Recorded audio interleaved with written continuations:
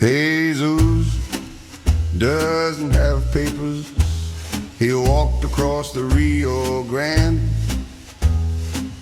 and he brought 12 other guys with him, and they were all pretty deeply tanned.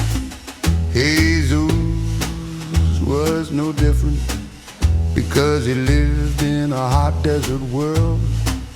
He wore huaraches and had a big black beard. His hair was long and curled. Jesus never learned to speak English. He had to run when his family was killed. He showed up at the U.S. border, but they didn't believe that he had any skills.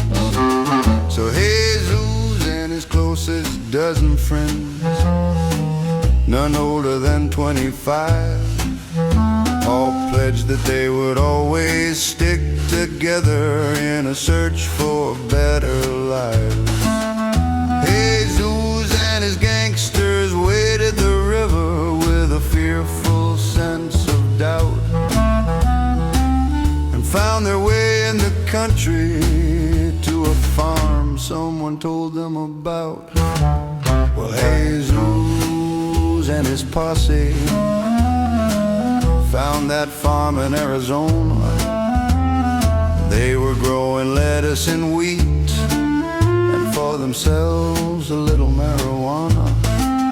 Every week Jesus would gather the people, and they'd dress the best they could, and he'd deliver one of his sermons, telling them all to be good. Jesus would lead by example.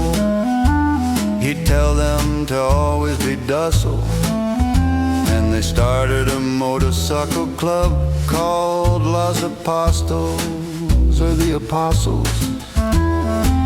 Jesus always told them to be quiet and keep to themselves.